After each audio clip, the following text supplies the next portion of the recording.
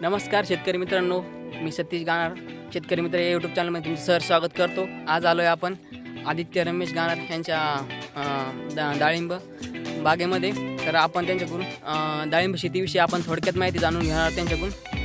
तर चला आपण त्यांना भेटू.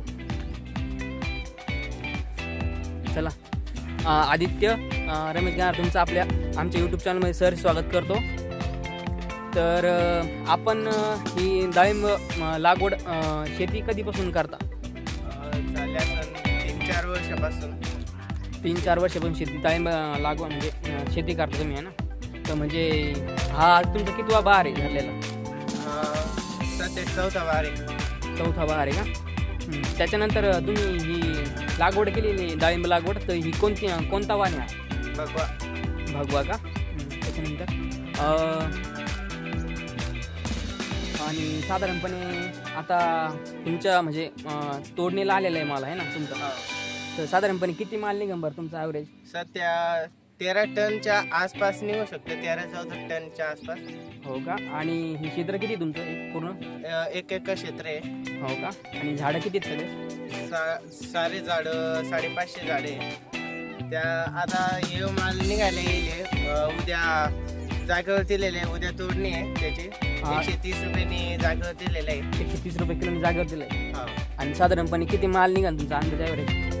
13-14 टन. 13-14 टन. म्हणजे तुम्ही बघू शकता त्यांचा माल तोडणीला आलेला आहे, एकदम चक्ककी. कलर बी एकदम छान आलेले बघू शकता तुम्ही. साईज पण एकदम छान बनलेली त्यांची. एकदम असं माल पण एकदम जास्त लागलेलं आहे, तुम्ही बघू शकता झाडाला.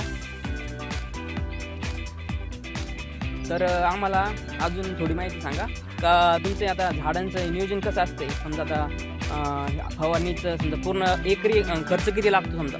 तरी 3-3.5 लाख रुपये खर्च येतो. म्हणजे आपण यावर्षी 3.5 लाख रुपये खर्च आलेला आहे एकरी. म्हणजे आपण जेव्हा बाग धरतो तेव्हापासून फळं धरले आपण तेव्हापासून 3.5 लाख रुपये स्प्रे साठी व मेहनतीसाठी त्यासाठी लागलेला खर्च आहे. हो का? आणि आता याचं पाण्याचं नियोजन कसं असतं? तुम्ही पाण्याचं नियोजन कसं करा तुमचं? पाण्याचं का? पाण्याचं धरल्यापासून ते जसे फळं मोठे होत चालत. साधारणपणे किती तास पाणी देता तुम्ही झाडांना? 2 तास पाणी चांगलं द्यावं लागतं. स्टार्टिंग धरली की फळ धरल्यापासून वाढायला लागतं पाणी थोडं. आणि आता टेम्परेचरच्या एवढं जास्त गवत दिसते, गवताचं कसं नियोजन करता फळ धरल्यानंतर? याला डास बीस काही लागत नाही? नाही, त्या 3 दिवसाला स्प्रे घ्यायला लागतो, 2 तास लागून. तर हे गवत आहे का, त्या उपटला येत नसतो, त्या कापून घ्यावा लागतो. कटाने कापून? त्यासाठी कटर मशीन आहे, त्याने वरच्या वरती कापले जातं. कारण की उपटून घेतल्याने त्याला असे पाला डाग पडते. त्यामुळं सध्या आता याला काही करायची जरूरत नाही. फळ निघले की मग करता येईल. हो का? आता फळ निघाल्यानंतर याला कटिंग करताना आणि हे गवत खाली कटरनं कट करून घेतात ना? आणि मला एक अजून सांगा, तुम्ही स्वतः शेती किती दिवसापासून करता आणि तुमचं शिक्षण काय झालेलं आहे? मी गेल्या वर्षी मी हॉस्टेलला होतो. आता 10वीला आहे या वर्षी. तर मी मागच्या वर्षी हॉस्टेलला असल्यामुळे मला काही यातल्या बऱ्याच जाणकारी नव्हती. तर यावर्षी मी बाग धरलेला आहे. माझ्या आई आणि माझ्या याच्यानुसार केलं मी. सध्या कंडिशन अशी होती की याच्यासाठी पैसे सुद्धा लई खर्च आलेला होता आणि पैशाचे सुद्धा हे नव्हते होत. तरीही उधार ठेवून आम्ही यावर्षी केलेलं आहे. आणि हे तुमचं खताचं फवारणीचं नियोजन कसं करता? तुम्ही घरून करता का कोणी म्हणजे याला डाळिंबासाठी कोणी सर लावलेलं आहे? हा, तर यासाठी सर लावलेलं आहे. मालेगावचे श्यामकांत महाजन म्हणून आहे. हो का? म्हणजे त्यांच्या नियोजनानुसार तुम्ही सगळं याचं नियोजन करता का? हा, त्यांनी सांगितल्याप्रमाणे ते दर हप्त्याला येतात आणि एका हप्त्याचे स्प्रे आणि वॉटर सोल्युबल लिहून देतात. आणि मग तशा प्रकारे आम्ही सोडतो. ठीक आहे. तुम्ही ते आत्ता हात लावलं ते फळाची साईज साधारणपणे किती असेल बरं? म्हणजे तरी या फळाची साईज असेल 300-350 ग्रॅमची फळाची साईज असेल. या कोणत्या ह्या फळाची का 350 ग्रॅमपर्यंत का? हा क्रॅप. फळांची साईज बी एकदम मोठी झालेली आहे, म्हणजे एकदम तोडणीला आलेला आहे बाग, त्याच्यामुळं एकदम मस्त दिसते बाग. आणि तुम्ही या डाळिंब झाडांसाठी तुम्ही पाण्याच कुठून करता? विहिरीतून करता का अजून काही तुम्ही स्रोत केलेले पाण्यासाठी? यावर्षी जास्त दुष्काळ असल्यामुळं पाण्याची कमतरता झालेली. विहिरीला पाणी कमी पडलं होतं, बोरला पाणी कमी पडलं होतं, त्यामुळे शेतातलं पाणी वापरलेले. पण शेतातलं पाणी वापरल्यावरती असं होतं की त्यामध्ये क्षार असते आणि झाडांना क्षारचं पाणी ते चालत नसते, त्यामुळे त्याचं pH मेंटेन करून त्यांना फवारणीसाठी व सोडण्यासाठी हे करायला लागतं.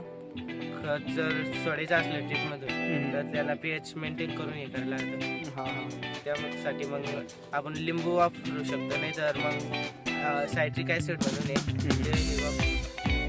तर मला तुमचं हे पाण्याचं स्रोत म्हणजे आपलं शेततळं केलेलं आहे तुम्ही?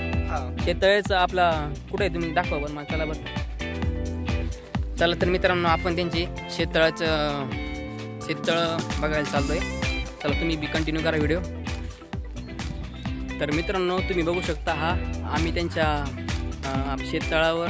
तलावावर आलेलो आहे. तुम्ही मागं बघू शकता, त्यांचा बगीचा आहे, डाळिंब बगीचा.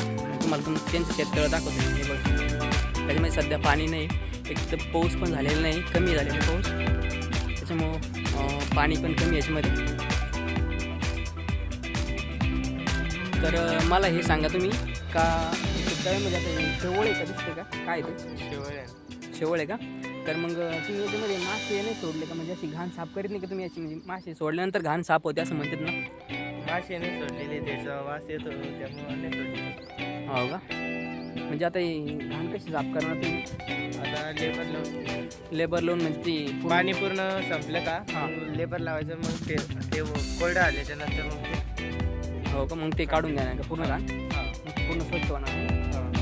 मग पाणी पडते. ठीक आहे, धन्यवाद आदित्य भाऊ. धन्यवाद. तर बघू शकतो तुम्ही त्यांची हा प्लॉट आहे 1.5 एकरचा डाळिंब बगीचा. तुम्हाला कसा वाटला मला कमेंटमध्ये सांगा. धन्यवाद.